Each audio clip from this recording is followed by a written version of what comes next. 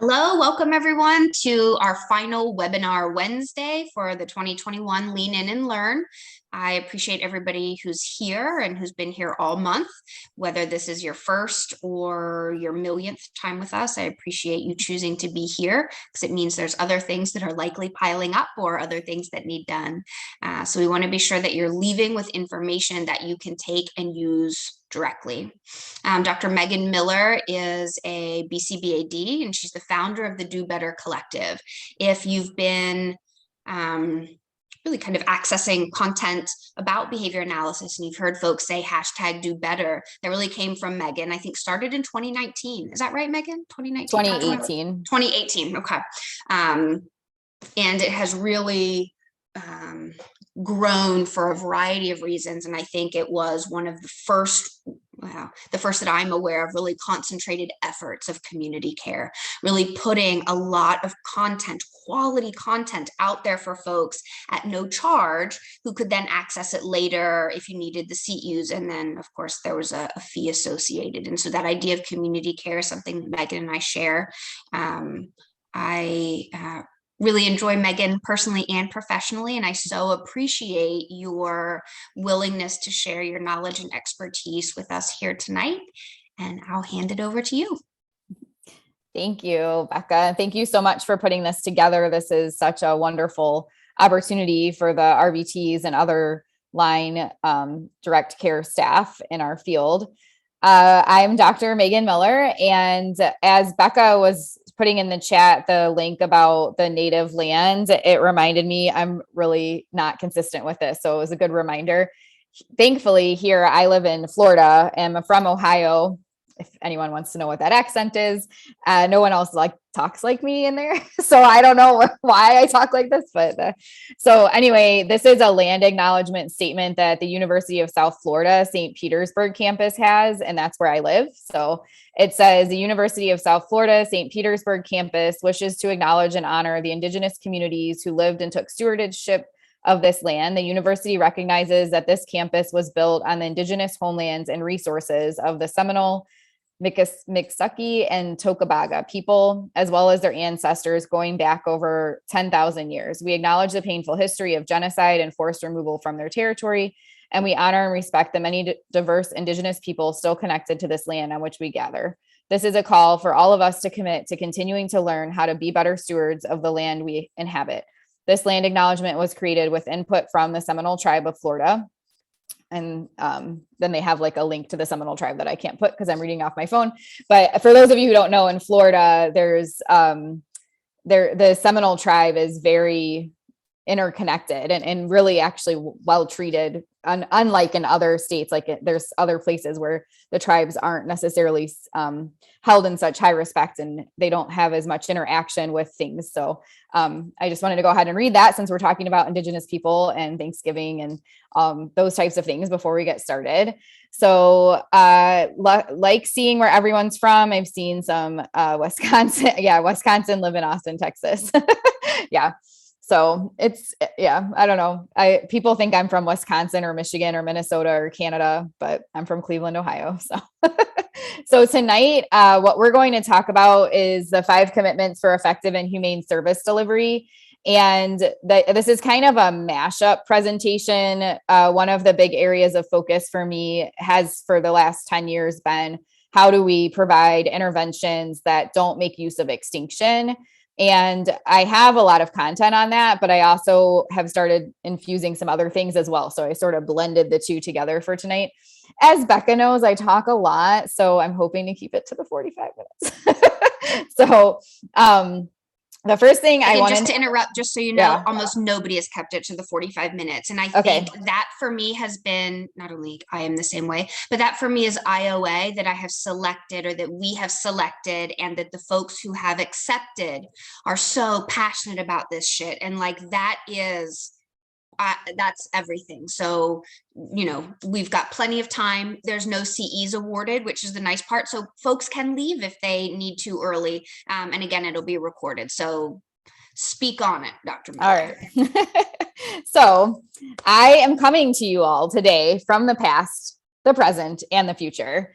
the past being your lesson. I've been there, I've done this crap, and I hope to, like, my biggest goal is that I will someday see in our field a time when the procedures that I talk about and encourage people not to use just don't exist anymore, that it's not normalized.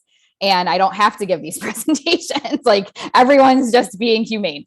I also come from the present. The present is your gift. So tonight, this is a gift to all of us to have the opportunity to discuss these topics. And hopefully, especially if you're maybe early on in your experience as an RBT, you can miss making some of the same, I don't want to call them mistakes, because I don't think if you haven't been taught any other ways that it's really a mistake, but making some of these same movements in your interventions that probably Becca and I both did early on in our careers, and thousands of other behavior analysts have. So hopefully the information that I go over tonight, it might be uncomfortable to think about, and it might be eye-opening to think about as well.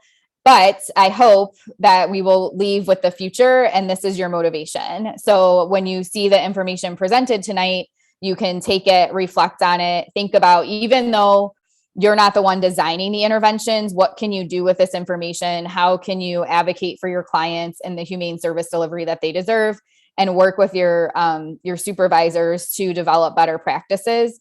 If any of you who are watching this, either live or as a recording, are really passionate once you've seen this, or if you previously were and this just ignited you further, I hope that you will reach out to me if you run into any barriers. That's one of the biggest issues with the content that I present.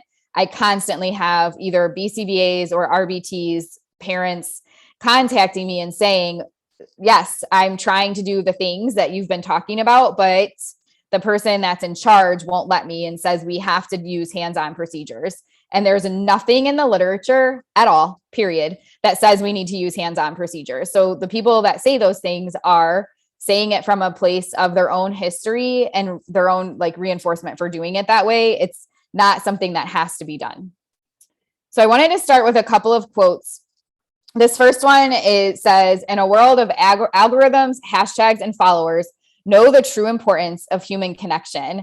And I think right now with the pandemic and how most of us still have to do things on Zoom, it's getting better, but it's still really highlighted the importance of human connection. We all started doing things we never thought we would do just to be able to connect with another human after being alone in our houses for so long.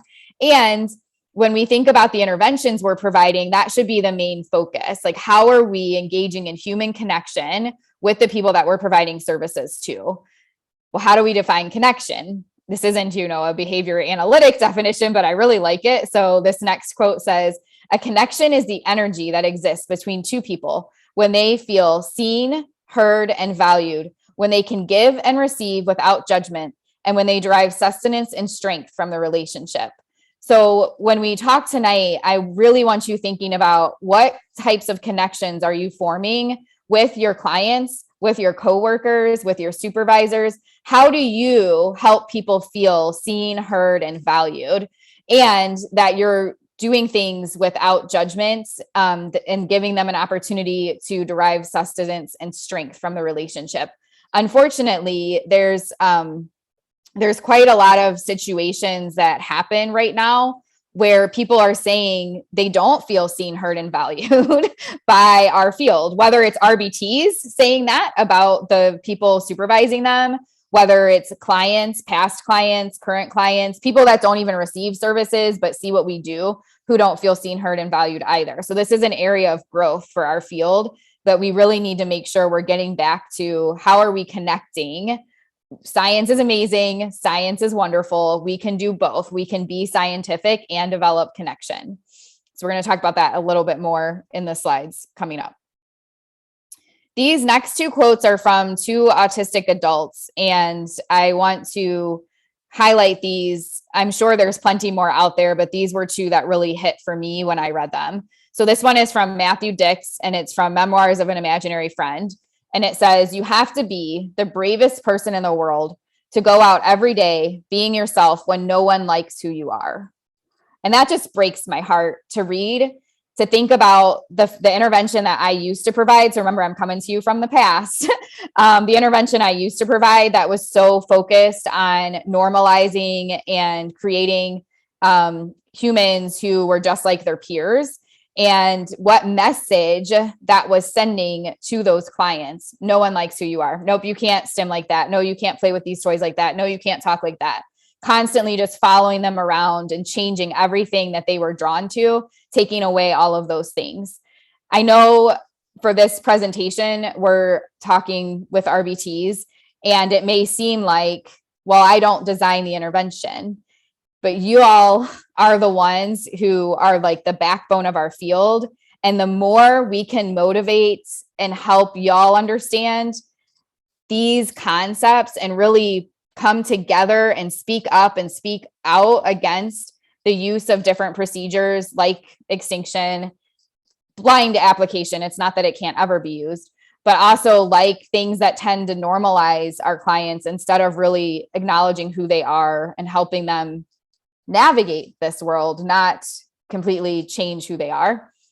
The more we can get those of you who are with these people day to day, right, making those connections, approaching intervention from a standpoint of, I am here to serve you.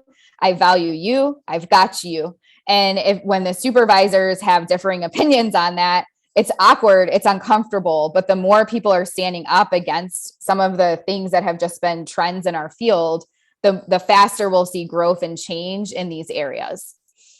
The other quote is, autists are the ultimate square pegs. And the problem with pounding a square peg into a round hole is not that the hammering is hard work. It's that you're destroying the peg. And this one also breaks my heart because I'm the hammer. We all have been the hammer.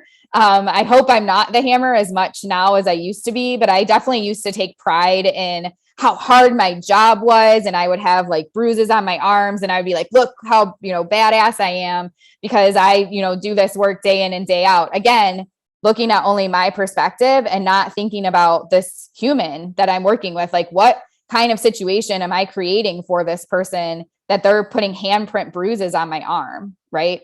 I was destroying the peg, and I don't want to do that.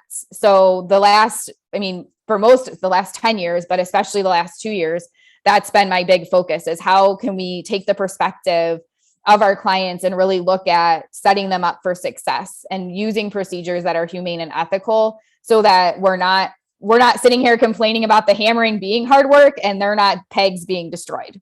And this quote is from Paul Collins, who is also autistic. Okay, before I move on to the main content for tonight, does anyone have any questions or comments about the stage that I'm setting for you all?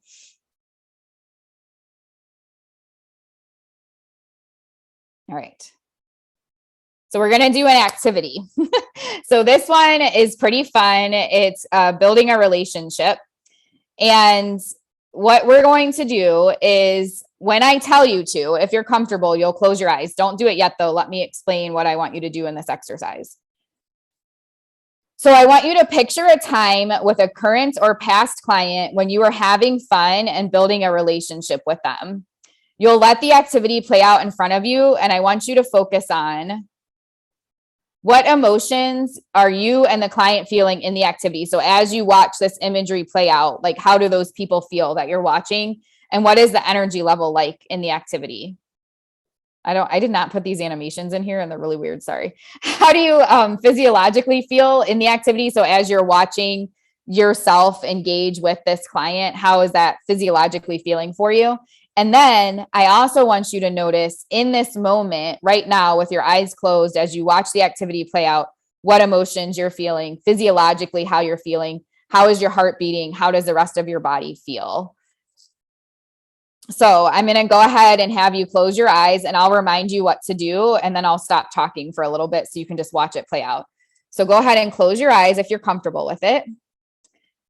Picture yourself having fun and building a relationship with a current client or a past client.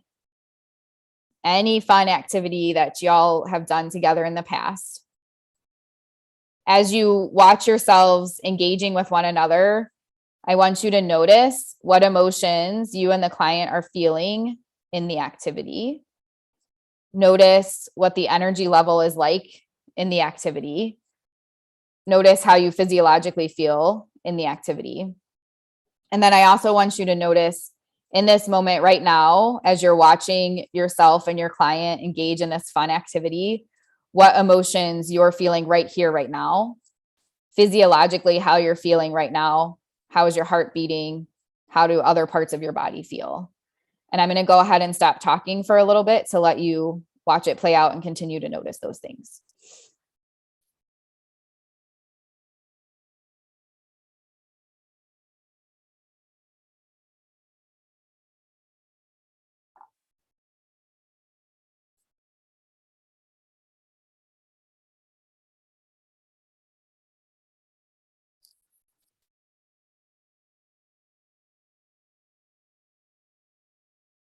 Okay, go ahead and open your eyes whenever you're ready.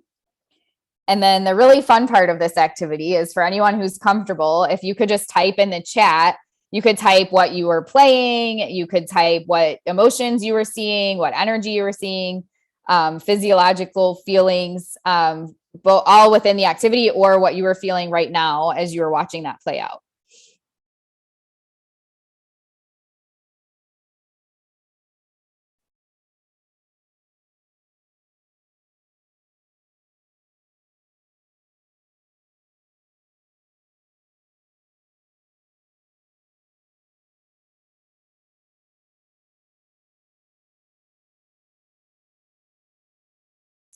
Becca said, watching a video he made, he was smiling and proud of himself. Watching me watch the video, he smiled in response to me smiling and being excited about the video. Someone else said a guessing game. Another one, excitement, smiling in the moment as well as right now. Another one, basketball, feeling joy, high energy, lots of laughter.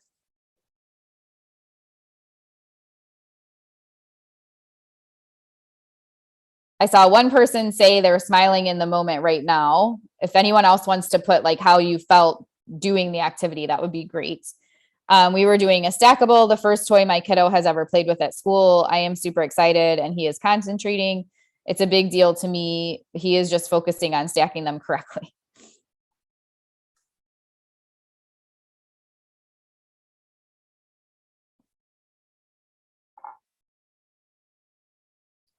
Calm, happy, and excited all the same time while thinking about it. Love it. So this is pretty typical when I do this activity. Most people say, you know, they're like excitement, joy, calm, happiness, lots of fun, high energy. And that's wonderful. That's exactly what we're looking for when we think about building a relationship with our clients.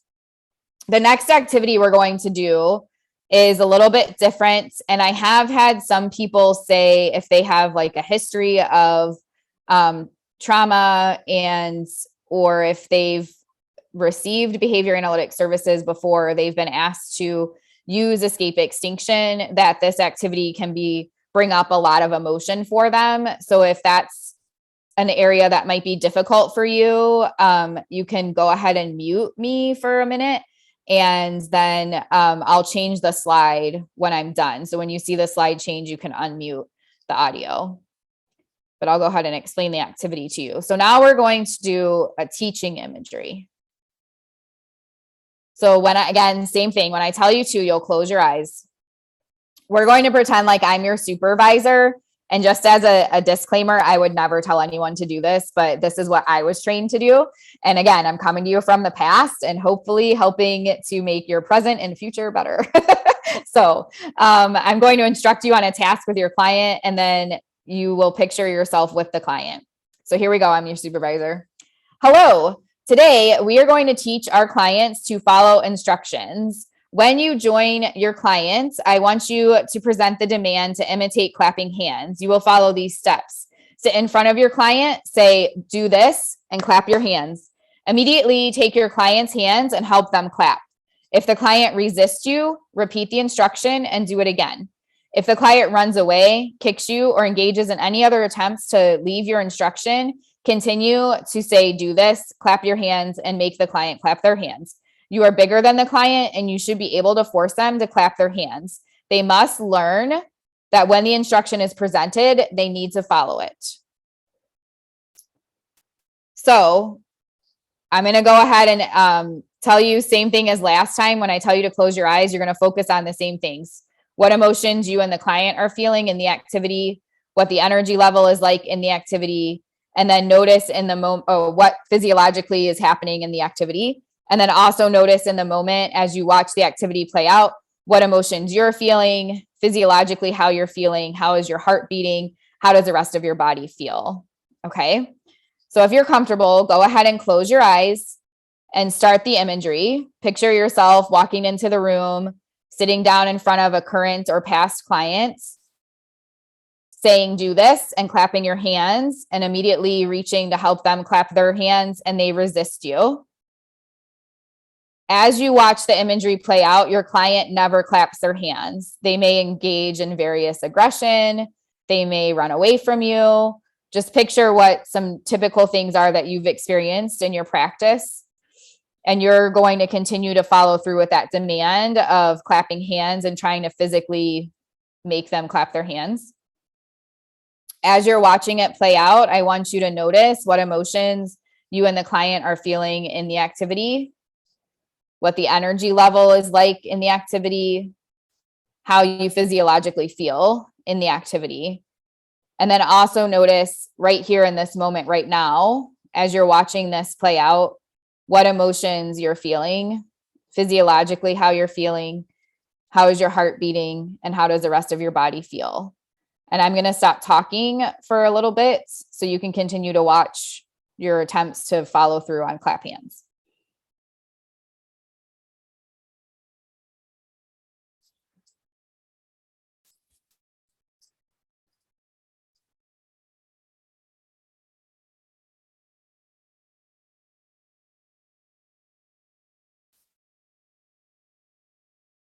Okay, when you're ready, you can open your eyes. I'm going to go ahead and change the slide. So if anyone was not listening, I'm going to type it in the chat too.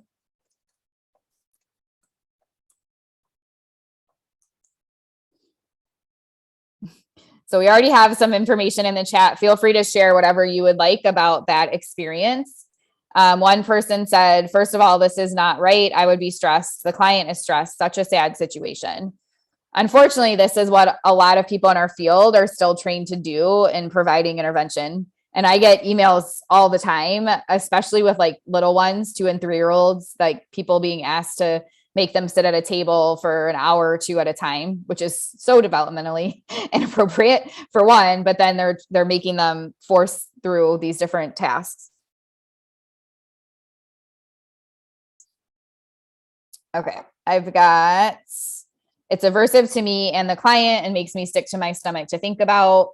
Stressed and tense, thinking about it made me feel uncomfortable. I felt my muscles tightening up in this moment, just remembering it. I also cringe as this is how I was trained 20 years ago. I'm grateful to know better and do better now. Thank you to everyone who's shared. Very uncomfortable, confused as to what the terminal goal is and why the supervisor insists on this particular procedure instead of an alternative. That's excellent, tying in like the thoughts you're having about the procedure as well. I'm pretty sure most of us, when we were first trained in procedures like that, had the same thoughts. Why are we doing this? And this is what I'm talking about with the normalization of like hands-on procedures in our field and in our culture. You'll see it a lot. Even people that aren't behavior analysts will, out of frustration and not really having any other tools, they'll just take to trying to like physically force a younger child through something. That doesn't really work as they get bigger. If they're adults, it doesn't really work. I mean, it works in a sense when they're little because you can make them do the thing, but it's not teaching them the right stuff and it's aversive. Yes, Becca, and at what cost? I talk about that a lot. So just to explain why we did this activity, the contrast between building a relationship and teaching using extinction. So in the relationship imagery, everyone's reporting, we're calm, joyful, low stress. In the teaching using extinction imagery, if we all feel stressed just during this imagery exercise, how do our clients feel during teaching? And it sounds like some of you may not be asked to do this, which is amazing. Like I said, a lot of people are still using these procedures. Oh, that's a great point too. Cassandra said also the loud clapping of the hands may be disturbing to the client. And that's something to definitely keep in mind. Even the whole process, like the way imitation's taught, but that's a different presentation that I do. So let's talk about that. Maybe if you do more, Becca, we could do that one. So if we feel stressed during imagery, how do our clients feel during teaching? Like when I wasn't even imagining stuff, just telling you all what to do in that situation and what to imagine is stressful for me. And how does an interaction like this affect the work we're doing if we're trying to build a strong teaching relationship? So if in one moment we're doing all this, fun, connecting with our learners, and then as soon as they don't do what we tell them to do, it all lets loose and we are just turned into like this monster essentially that like follows them around and tries to make them do things and create a really stressful learning environment. It's also important to know that stress lowers performance. This is just one example from Murgata and Sekera in 2018. All of us have experienced this during the pandemic. If there's anyone in here or watching this recording who can be like, I was just as productive during the pandemic as I've ever been in my life, I want to know you and know what the heck happened for you, because I don't think most people are experiencing that, right? The stress of the unknown, never knowing what the new expectations are going to be, what the new requirements are going to be, when we can travel, when we can see loved ones, when we can get back to work again. All of that is like a temporary, hopefully. I saw a headline the other day that said it's going to be gone in 2022. And that's the first headline I've seen that said that. And I was like, okay, let's do this. But anyway, so it's temporary in the sense that this will eventually, things will change back, not probably to ever how they were before, but to more of a typical life. But for a lot of our clients, that unknown, that those changes in expectations are their life, period. Like that's what is their existence since they were born. Everything in their environment is constantly an unknown and like unclear expectations for them. So just imagine like what your life has been like during the pandemic, and that just being someone's everyday experience and how stressful that would be. So first of all, we're generally starting with clients who are living, and people report this from the neurodiversity movement, especially just like life is stressful. There doesn't even have to be other stuff happening. Just waking up every day is stressful. If our goal is to increase skill acquisition, why would we do this under stressful conditions? We should be focusing on creating low stress teaching environments. And that's been my big focus, as I mentioned, for the past 10 years. How do we help people, whether it's behavior analysts, parents, teachers, RBTs, how do we help create those low stress teaching environments? And that's what we're going to talk about for the rest of the time today. Again, the things that we talk about today, some of you all might already be doing these things, and that's amazing and wonderful, and keep on keeping on. Some of you may be in situations like Becca and I were in, where you were trained to do different things and you are creating stress for your learners. So I'm hoping that coming to you as a present and having this gift with you to talk about these things now will help motivate future change. And if you need any support in making that happen with your supervisors, I'm here. I'm sure Becca don't want to volunteer you, but I'm sure she would be here too for that. So, all right. So these are what I've come up with as the 5 commitments for effective and humane service delivery. So I used to just present on like alternatives to extinction, and I've kind of broadened it out to this bigger picture thing. So when we're looking at how do we, continue to shift our field and make sure that we're really providing socially valid interventions, to me, these 5 things are key. We have to be committed to these 5 things. And I'll go through each of these. So the first is focus on developing a relationship. The second is to connect with motivation. The third is to create a shared agenda. The fourth is to compassionately assess and address distressed behavior. And the fifth is to be flexible. So the first one is focus on developing a relationship. And just real quick in the chat, if you all could, what does that mean to you when you hear that? Focus on developing a relationship.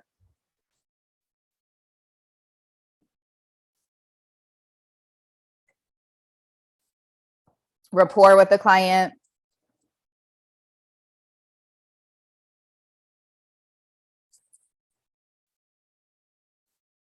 Build a rapport. We're humaning together first before instruction of anything. I love that, Becca. Building trust, a safe environment, listen to them. Great. I love it. So the story I have to tell behind this real quick, I did this presentation or a similar one for a group, and one of my colleagues, his name's Vince Lamarca, he was like, that was an amazing presentation. And I'm a little nervous that when you talked about building a relationship, people only thought of pairing. And pairing is definitely like a part of it, but it's not the only thing. So it's good to see like this mixture of information coming in and then wasn't just like a stream of like one word answers of just pairing. Pairing can be part of your answer for sure. Like Liz just put always pairing, keeping our client happy, relaxed, and engaged. Excellent. And it's like so much bigger than that too. So another comment says mutual vulnerability, but in a safe environment. I love that too. So these are the things that come up for me for developing a relationship. Doesn't mean this is the end all be all. This is just how I conceptualize it. And I'm open to, whatever additions you all might have. So for me, these things are critical for developing a relationship with our client. I have child in a lot of these slides because I mostly work with younger children, but you could replace that with, any teenager, adult, anyone. But for me, it's child. So one, to develop a relationship, you have to join the child, join them in what they're currently doing, how they engage with the world, take their perspective and see, what life is like for them. The second is to imitate. So whatever it is that that they're enjoying doing, try imitating that with them and see how that goes. For a lot of people, that's exactly what everyone looks for in life. If you think about your friends, generally speaking, most people are friends with people who have similar interests and like imitate one another. But if you have people that like have opposite interests, it's very rare to see them in common friend groups.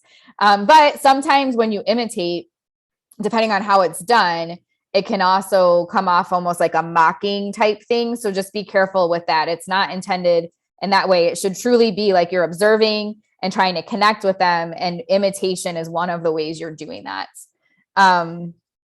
Becca said, this reminds me of the pride skills from PCIT. That's funny because I have that on my list of something to learn more about, the PCIT, and I just haven't yet. So I love when I hear that like similar things already exist. So thank you for sharing that. Observing is another big one. And with that, it's again, just really giving time and space. A lot of the times in our sessions we have such a long list of things we're trying to get through. We're not really observing our clients. We're paying all the attention to the data sheets and the program sheets. We completely miss all the things that our clients are telling us. So really closely observing our learners. Connecting. So like I mentioned on the very first slide with the quote about connection, are you giving them an opportunity to feel seen, heard, and valued? And really creating that space to have that authentic connection. It can't be about, I need to get through 10 tasks, so I'm going to pretend to do this fun thing with you, or even genuinely do this fun thing with you, but it's only so I can get through the 10 tasks that I need to get through. The connection needs to be, I truly value you as a human, and I am here to connect with you, and let's see what we can do today. It can't just be focused on your agenda, which we'll get to when we talk about shared agendas. And then the last one is to build trust. And a big way of building trust is to do all the things that are listed above, but also making sure that you've got the person. You're not putting them through procedures that they're not ready for. You're not creating unnecessary stress. When things are difficult for them, you're providing support and coaching, and you're there for them. You don't just turn your back and wait for them to, finish having their tough time, which for some of us, I know for me and from past Megan, that's exactly what I was trained to do. When a learner was having a difficult time, you turn away and you wait until it's over with. That's not a way to build trust with anyone. Does anyone, I'm going to show you some video examples, but does anyone have questions or things to add to this slide about developing a relationship?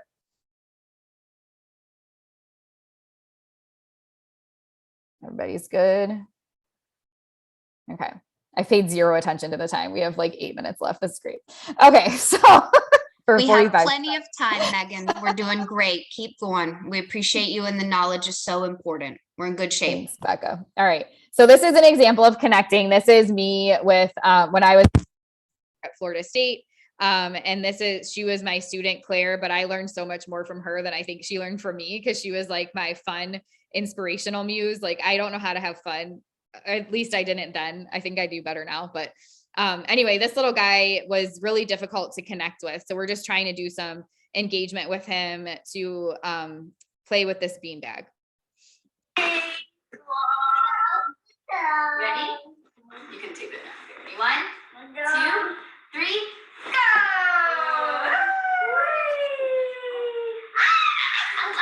Ready? Up and down and up and down. 1, 2, 3. Up. Shake it. And down. Tickle, tickle, tickle. Megan, I want him.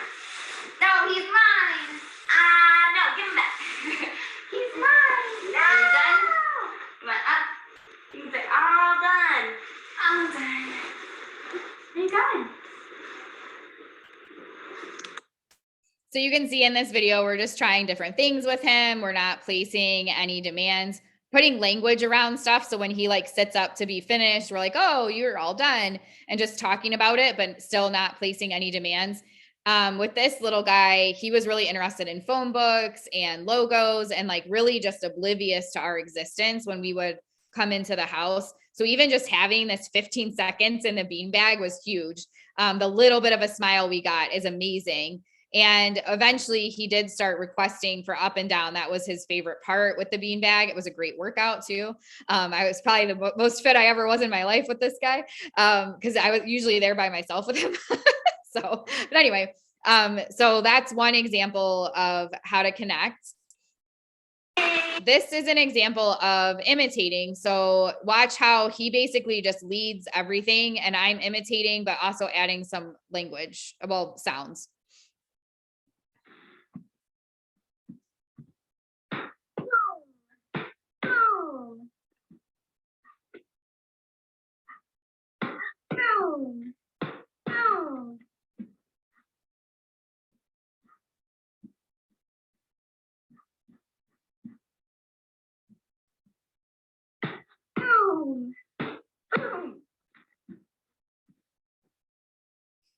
So not a whole lot really happening, you know, from a like data sheet program perspective, but I'm observing him.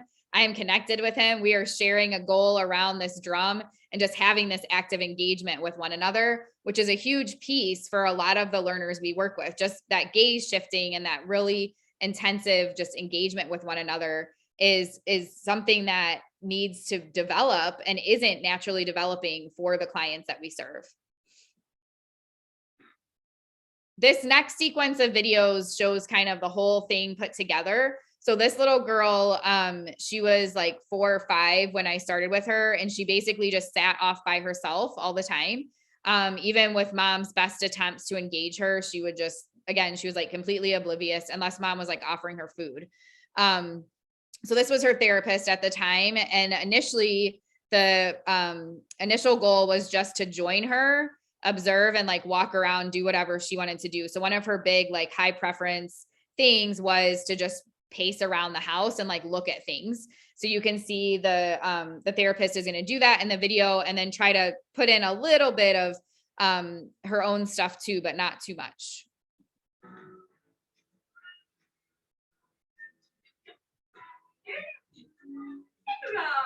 This is in Serbian, but you don't need to understand what they're saying to see what's happening.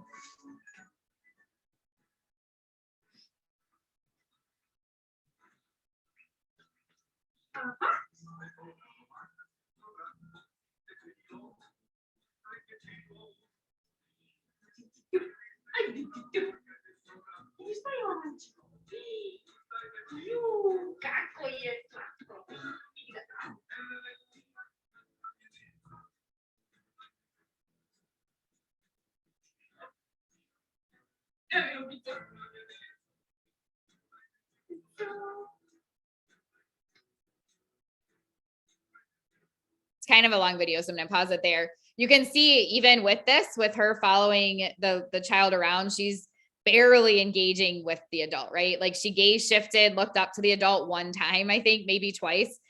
You can also see that the adult with like holding hands, she didn't just grab the girl's hand. She put her hand out and like waited to see if she would grab her hand. So, respecting her agency there and allowing for that to happen. So that was just building up, like her letting people in her space essentially. And then we worked on imitating, whatever she was doing, and then presenting some of those movements to her when she wasn't already doing it. So in this video, the therapist is doing one of her like preferred actions with an item and just modeling it first to see if she'll imitate it.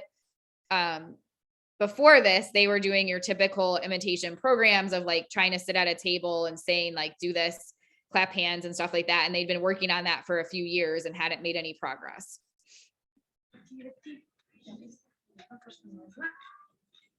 Hoppa. Hop, hop, hop, hop, hop, hop, hop, hop, hop. Oh, bravo! Oh, bravo, bravo! Bravo, bravo! Bravo, bravo, bravo, bravo, bravo, bravo, bravo. Nu să ne înapoi, că nu se descurcă. Bravo, bravo, bravo, bravo! Da,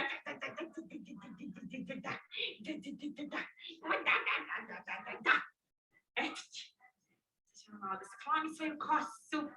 Tako. Good. Hop, hop, hop, hop. Vrti, vrti, vrti, vrti, vrti. Hop, hop, hop. Vrti. Tako. Vrti, vrti, vrti, vrti, vrti, vrti, vrti. To, Ančice, bravo. To, tako, vrti, vrti. Ne znam, ne više moj. She's like, maybe yours works better than mine. It's spinning a lot better. But you can see she looks at her a little bit more and she is imitating the movement.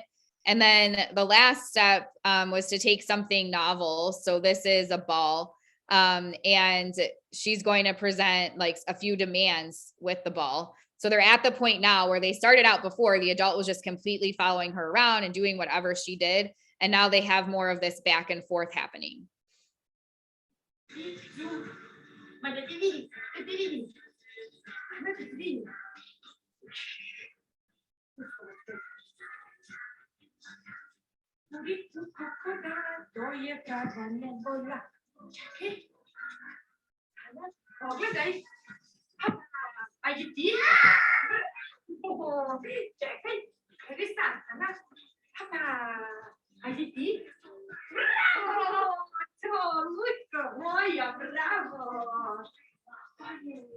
That's another one that's a little long. So, but you can see again, now she's like more connected with the adult. She's actually with her and not like standing, away from her. And they're both like looking at each other and having some connected experiences. Obviously still some work to be done. We wouldn't be trying to sit down and do a ton of, discrete trials with her or anything yet, but they're working on building a really strong connected relationship. So the second one is, now that we're at time, connect with motivation. If anyone needs to get off, you're more than welcome to do so. So with connect with motivation, we're looking at incorporating the child's interest, creating new sensory experiences. So a lot of the times the learners we work with have various things they do that gives them different sensory input. And there's two things that happen. One, we're taught to just not let those things happen and try to shut those down, when there's not really research to support that that's effective in any way. And second, we don't necessarily try to do anything with it. So it's like, when we get learners who engage in like a high level of stimulatory behavior, it's like they're just like kind of off on their own, and that interferes with and becomes a barrier to making a relationship. When in reality, if you're doing like the first step where you're joining them and imitating them and connecting with them around those sensory experiences, you're likely to actually develop a relationship, and those things won't be as problematic. But you can also take their perspective. Okay, what exactly is this like for them? And how can I expose them to like that experience in new ways? Because we all love new stuff, right? So for example, Claire that I showed you earlier, she had a client who really liked paper and string and like going like this with it. So she brought in a bunch of different types of like textures and different types of papers and string. And they had a ball just like throwing it and making forts and like doing all this stuff with it. And he just thought like she was, the best thing ever, just because she, connected with like, this is a thing you really enjoy doing. How can I like give you other ways to do that and enjoy it even more? So really taking the time to try to understand those sensory experiences and figure out like, are there new materials or things you could bring in? Of course, the caveat to this is the things need to be safe, right? So if the person is doing something that's unsafe, we have to figure out how to shift that, but that's a different topic. The third is to observe STEAM. This is a concept from Steve Ward in his book, Teaching What You Need to Know About Teaching Games to Children. And it's basically the idea that during our time with our learners, there's going to be moments in the session where the STEAM is really high. Energy is really high, learners responding quickly, approaching quickly, just loving, digging everything you're doing. And then that'll kind of die off a little bit and things will go slower. They'll take their reinforcer slower. They might respond slower. They might move away from you. So when we notice that the steam is going out, those are times in our sessions when we need to pause and build that steam back up. We shouldn't be trying to like plow through demands in that moment when there's really low steam. We need to make sure that we're like, oh, they're not very motivated right now. I need to fix that.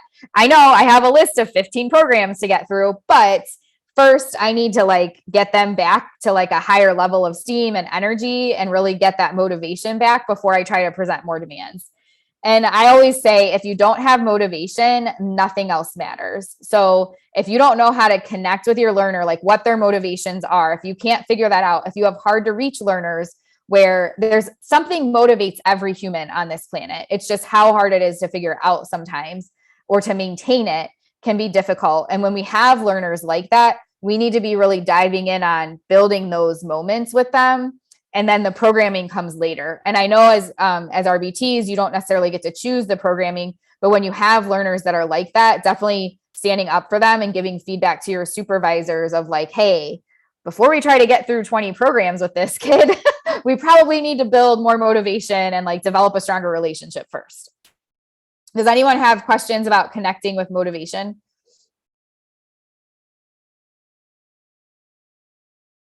All right, I'm gonna keep going.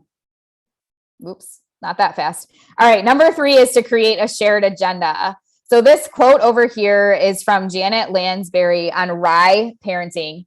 Highly recommend. I honestly think if all behavior analysts and RBTs and parents and maybe humans just in general understood RIE parenting and shaping, with obviously shaping comes reinforcement, those 3 things, we may not even need anything else. Like that's how successful I've seen these things be. And it makes things a lot more simplified.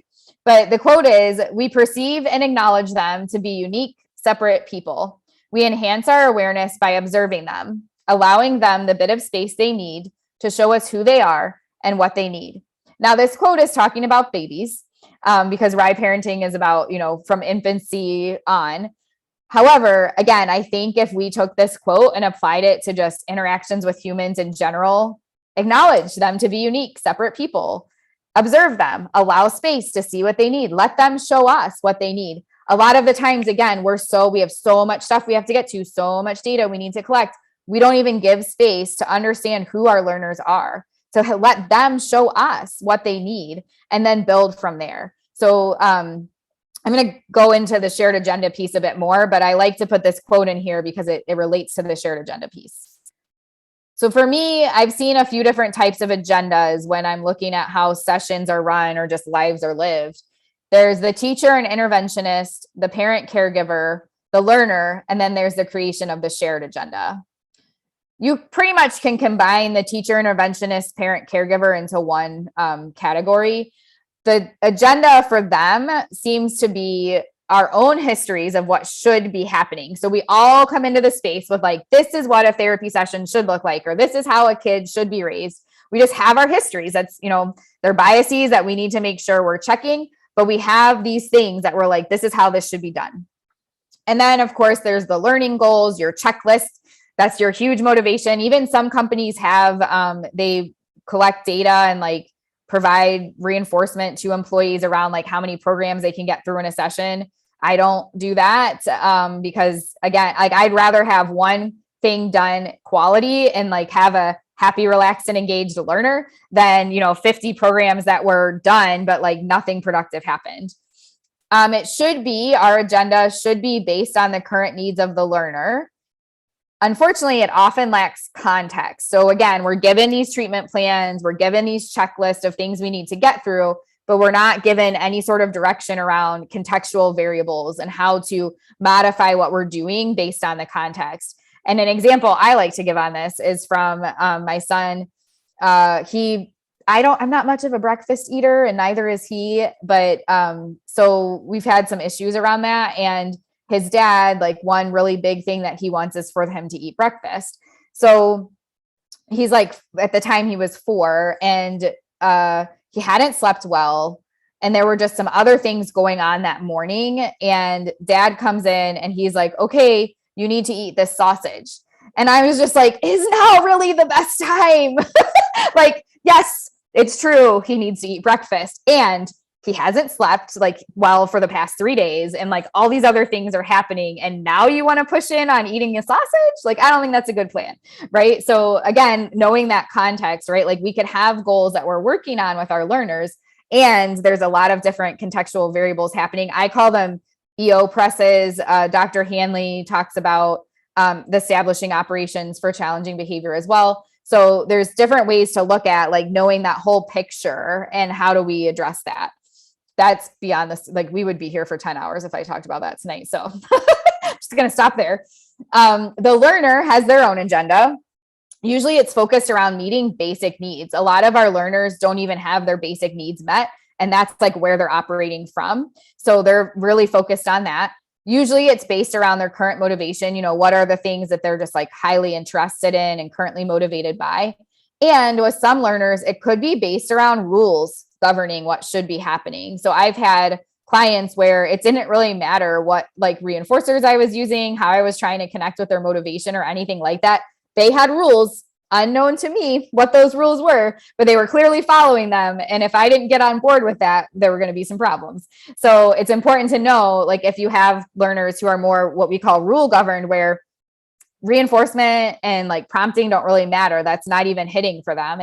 They've got this, set of things that they're just following in their head. And we have to try to figure out what's going on with that and help them work through that. So what's the shared agenda? With a shared agenda, and this information, I have some links at the end of the slides. Becca, I forgot to mention, if you want to drop the slide link in the chat, feel free. I can't get to it right now, but if you're able to. Thanks. At the end, I have like a ton of resources for you all, but the shared agenda is talked about in the Early Start Denver model and Dr. Amy Weatherby with the early social interaction intervention that they provide.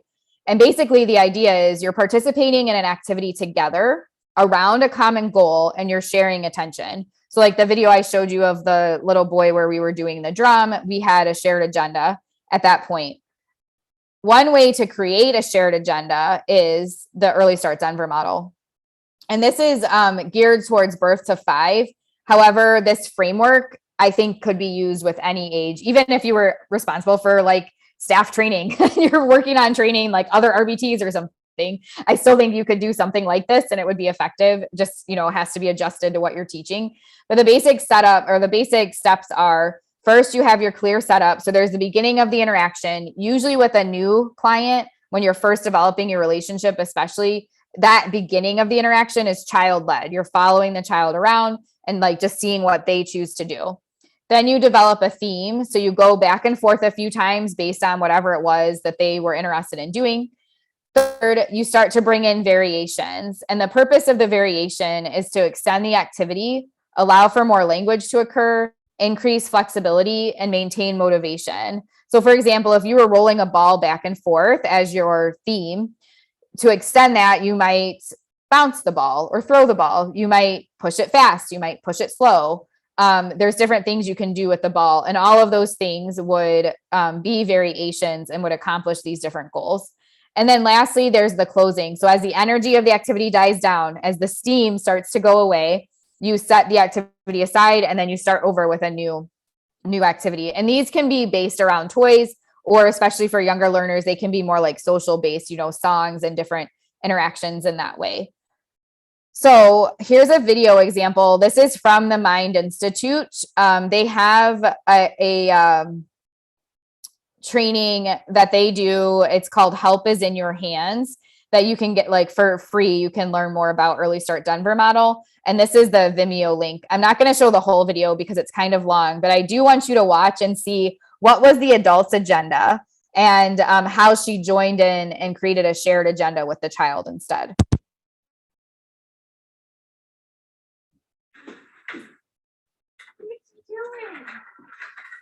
You found a way to get up here.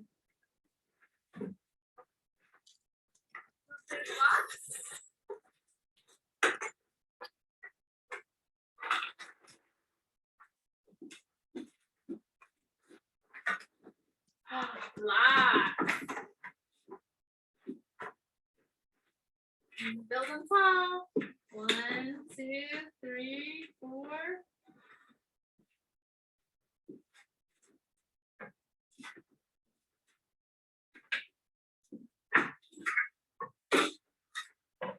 You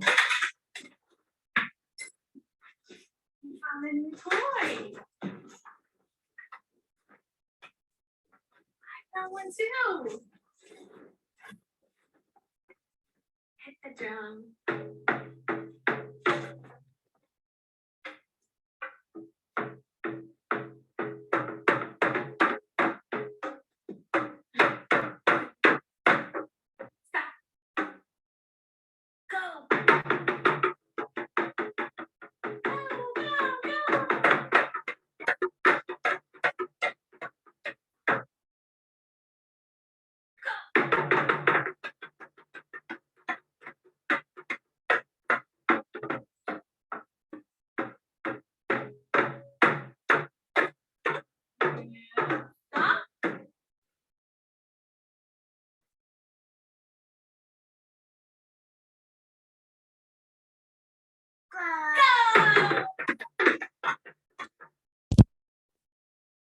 All right.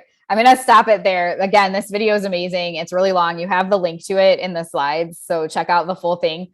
But in the beginning, the adult was definitely on a whole different realm, right? She was trying to do the blocks. And instead of doing what a lot of us would have been taught to do and like trying to bring the girl over and make her engage with the blocks, she was just like, well, she's not interested in that. Let's see what else we can do. And they started doing this drum. The initial theme was just banging on the drum, and then she's tying in like fast and slow, go and stop.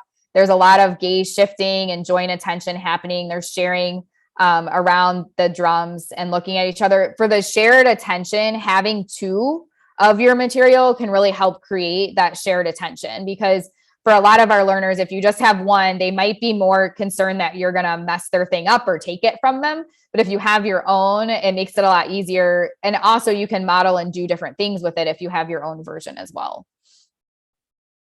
All right, so we have 2 left. I think we've got about 10 minutes left of me. Sorry.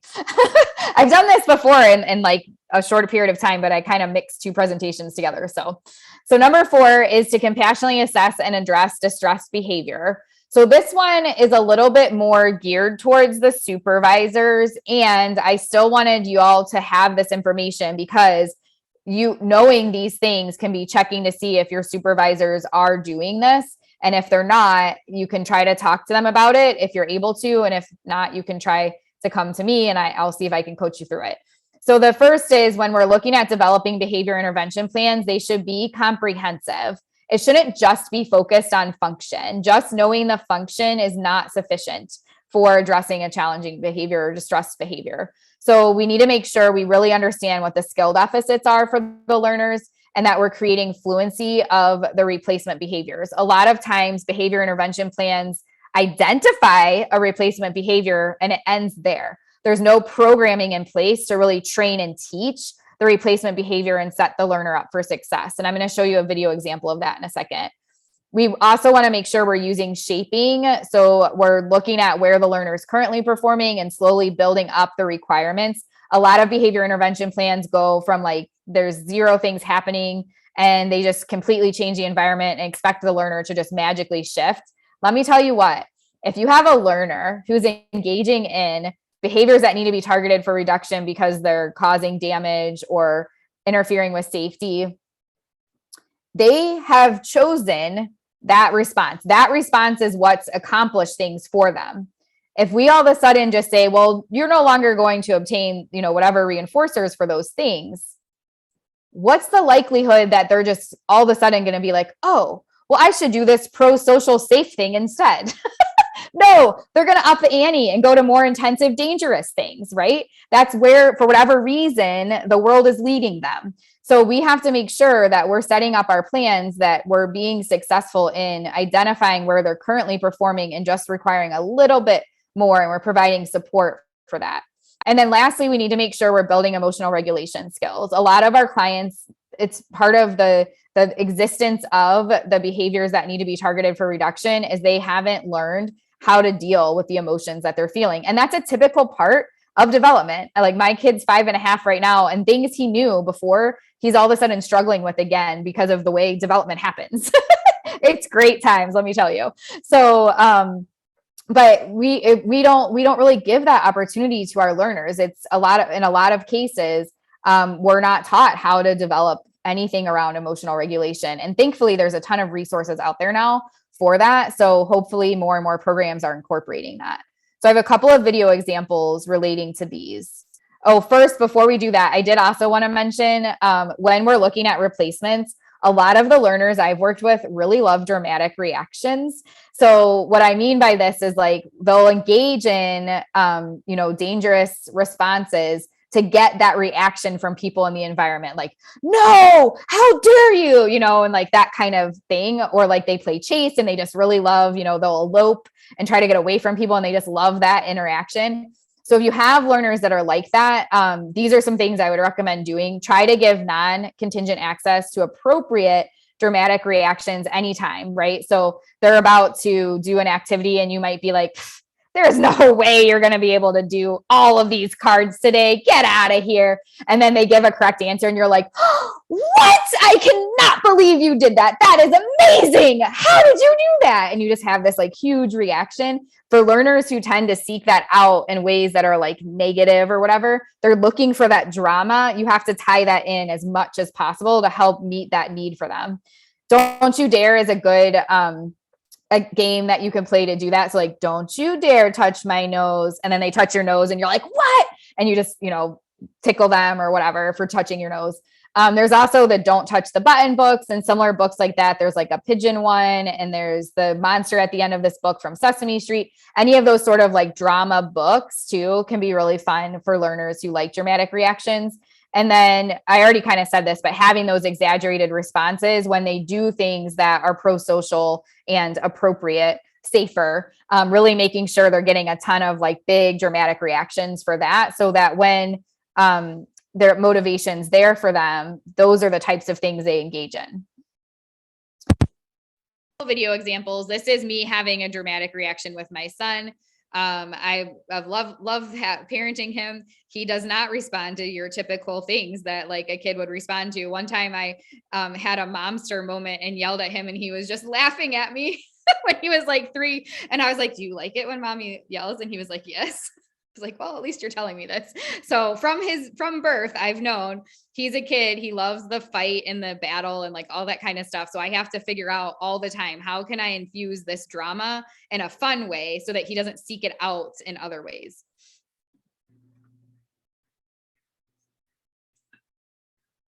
This is yours. Thank you. I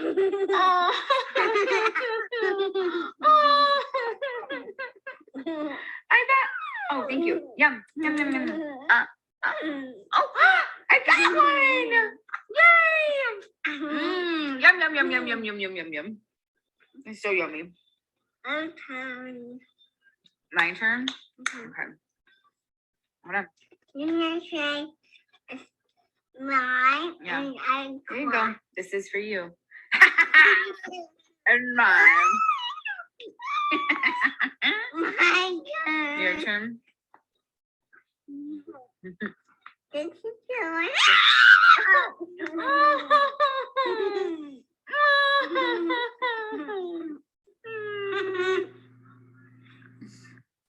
All right. So that's just one example. When he didn't have as much language, when he was little, we didn't, he didn't tell me instructions on what to do. I would just do stuff and he thought it was hilarious. So, this is an example with an actual client. So this guy right here was engaging in a lot of self-injurious behavior. And we figured after reducing it quite a bit, one of the issues was we hadn't taught him how to be mad. So he needed to learn how to be mad. And this is mom teaching him and his brother being calm and being mad and just showing, like I was saying, that fluency of the replacement behaviors, like really building that up. So again, if you have learners who seem to have skill deficits, whether it's communication or around emotional regulation, and there's no programming in place for that, that's something you should talk to your supervisor about. This is a parent. If so, like she has 2 kids with autism and she's a single mom and she does this stuff on the daily. So any of us can definitely do it. Right here. No, I want you to sit right here. Okay, watch. Let's do calm. Show me calm. Huh? Don't touch. I want Just wait. First breathe. One more time. Okay, that's calm. What can we do when we are? Watch. Do this. Oh, we do that when we're mad. Yeah. Watch. Do this. Oh, we can do that when we're mad too. Okay, what about this? We can do this when we're mad. Okay, when I'm mad, I can. Stop. What else can you do when you're mad? When I'm mad, I can. Yes!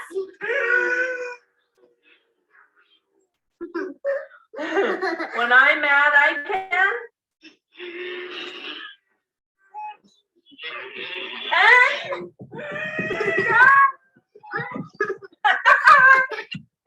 Okay, so you get the picture. They're doing lots of practice. Mom has a really strong connected relationship with both of them. So she's able to like develop stimulus control pretty quickly around these different things. But that goes back to the, point number 1. If you don't have that connected relationship with your clients, this kind of thing is not going to be successful. And this kind of thing is what's often needed to successfully address behaviors that need to be targeted for reduction.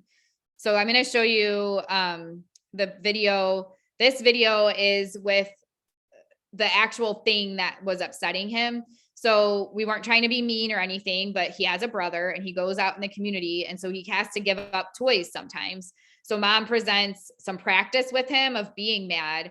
And then immediately presents a trial of denying him or asking him to give up something because that was something he was struggling with.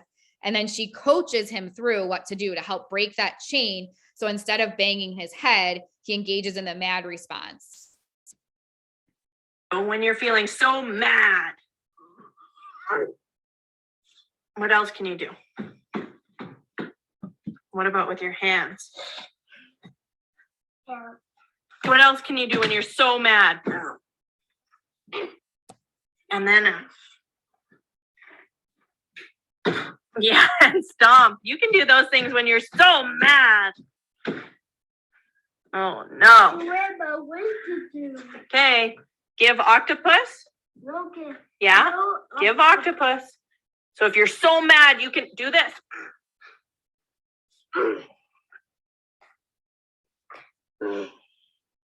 Oh, do you feel better?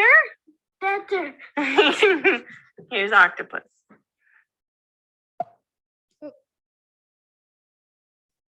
I didn't have the slide in here. So in that video, you can see, I don't know if you can see it or not. It happens really fast, but he turns and looks to the chair when he says no. And she's like, yes, give octopus. He's about to bang his head on the chair right there. And mom was real good about stepping in and saying, hey, what can you do when you're mad? And a lot of times the programs that we're running don't incorporate that kind of thing. It doesn't have that support there, even though when we're running discrete trials with matching or receptive ID or labeling, we're always prompting and providing support to help acquire skills. For some reason, when we're addressing things through a behavior intervention plan, that doesn't seem to happen. So for me, that's a big game changer to provide humane intervention to our learners, is making sure our behavior intervention plans have those things. So if you're working in situations where they don't, try to talk to your supervisor about that. I'm going to skip this video because we're already over time, but it's just another example of emotional regulation. Last thing, number 5, is to be flexible. Something behavior analysts are known for. So when we're working with our learners, we need to make sure we're recognizing if stress responses are occurring. If there's a plan in place and your learner is engaging in even precursors, they're moving away from you, they're not assenting to what's happening right now, you need to shift. It shouldn't be a push through and follow through and hands-on type situation. It's, oh, what do we need to do differently right now? This is not a low stress environment for you. Making sure you're responsive to the learner, you're observing for them, and you're looking at what is it that's going on for you right now, taking in the contextual variables and performing based on all of the things, not just a black and white plan that you were given to follow. It's better to reinforce at the beginning of a challenge than to write it out. There might be rare exceptions to this, but our general rule needs to shift to this. For a lot of intervention, like different agencies and things, the rule is the opposite. It's write it out.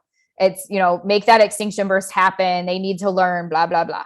No, the general rule needs to be, it's better to reinforce at the beginning, because if you start to see stress responses happening, like precursors, when you start to see that happening, if you can fix it and repair right then, that's all they have to go to. That's the only bit of challenge that has to happen. If you try to write it out, you're developing this bigger and broader repertoire of things to do when I'm like upset or things are aversive. And, this is how I navigate the world, and it's more explosive and it's more dangerous. We don't want to create those high stress environments. So if we can repair it right when we see it start to go south, then we have more productive time with our learners. We can keep that strong connection and that low stress teaching environment. If you do experience that situation, like you're putting a plan into place, or even a new program, like a new demand or something, and things start to go south, again, repair it right as soon as you can, and reflect and adjust for next time. Talk to your supervisor about, what could have possibly been happening. Is the program too hard? Was there not enough supports in place? Are there other skills that need to be practiced first? Brainstorm all of those types of things. And then lastly, and this is key to me, and no matter what well, I guess I shouldn't say no matter what, because there are plans that say to not talk to a learner, but we all need to be communicating better with our learners. Again, I'm coming to you from the past. I was not taught to do this, but putting language around what's happening and acknowledging it is huge. Even if you have learners who aren't engaging in a lot of vocal communication, and they don't necessarily engage with you through signs or PECs or anything like that, still acknowledging this is hard right now. I think this might be hard for you, or I know you don't like getting your diaper changed. Like, just talking about what's happening and acknowledging that you see it. Again, back to the beginning, that connection, being seen, heard, and valued. That's how you do it. And then if we language model and we put language around what's going on, we can start to potentially see the learner might use that language, or they'll at least have a sense of like, oh, this person gets me and understands what's going on. Becca said, name it to tame it. And Laura said, is naming it a form of validation? Yes. Right. And a lot of us, I don't know about everyone that's on here, but Becca, you were probably taught the same. We were taught like you just ignore everything, right? Like there's no talking is allowed because it could potentially be attention maintained.